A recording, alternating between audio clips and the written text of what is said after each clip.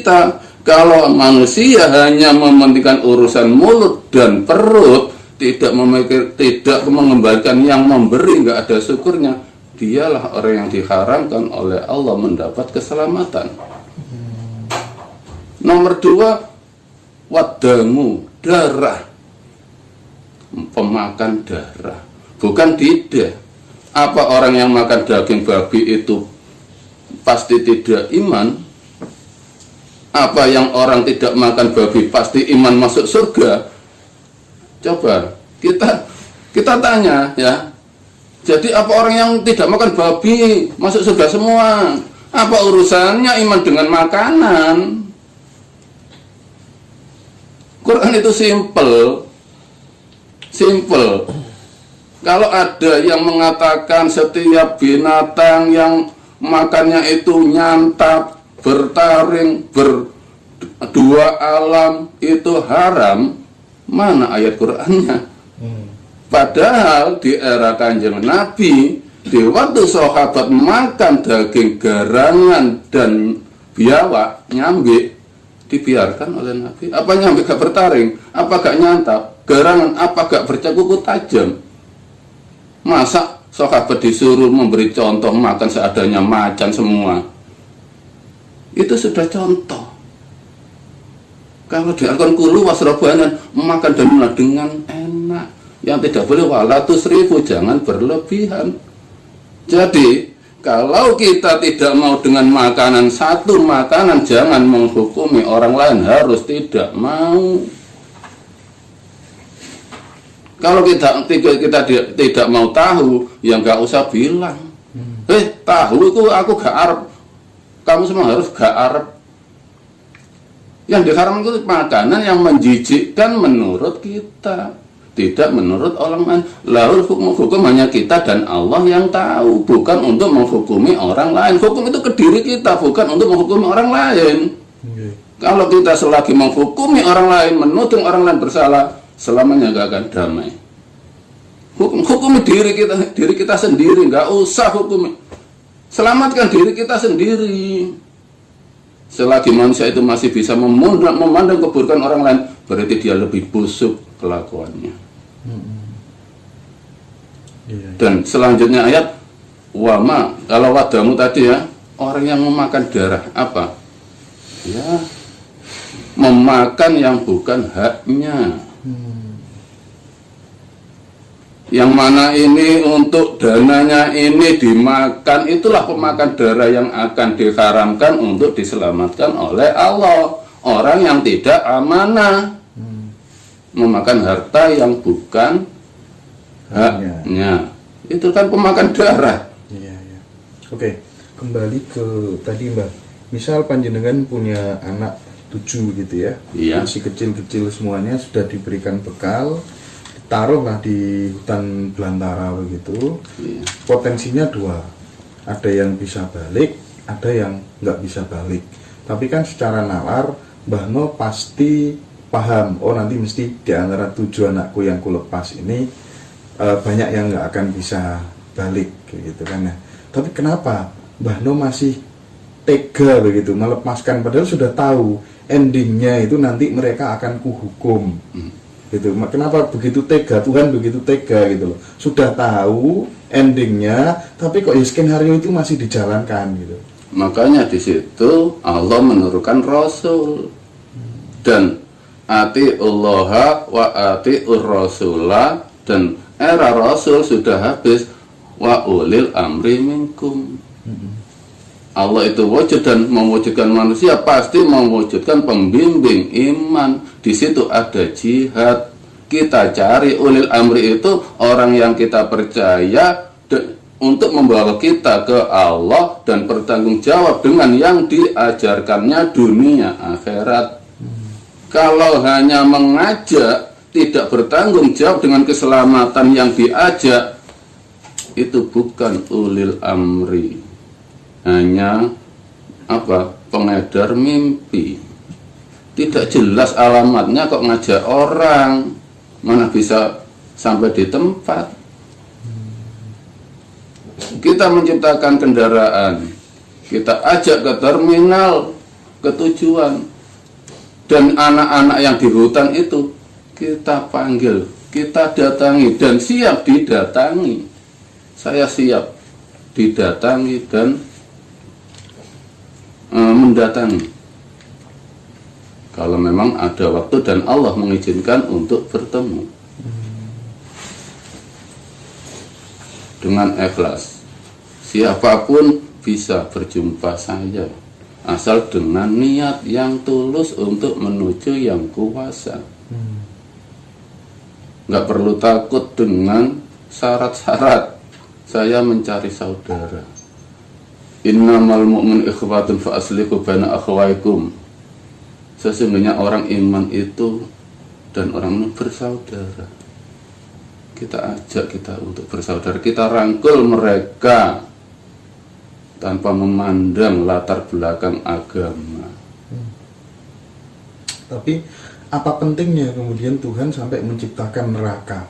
Ku lepas sendiri, ku siksa sendiri, untungnya Tuhan apa kira-kira? Yang nggak ada untungnya. Itu kan haknya Allah. Allah mempunyai sifat jaiz sakarepe dhewe. Allah pun gak butuh disembah manusia.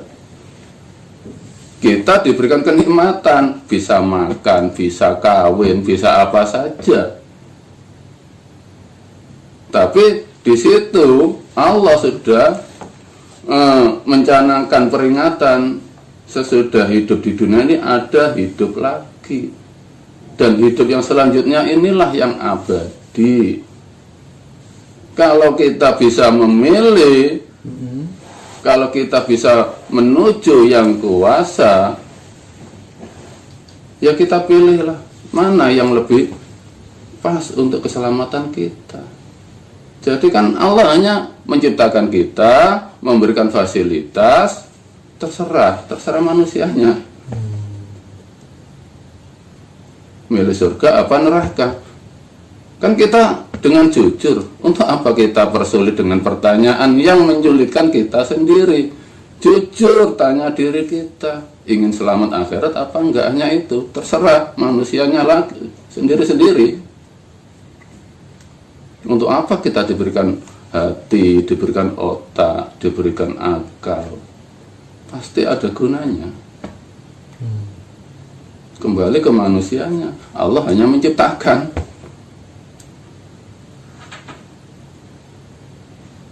Allah hanya menciptakan ya. Iya. Terserah manusianya. Terserah manusianya. Sudah diberikan bisa memilih. Iya.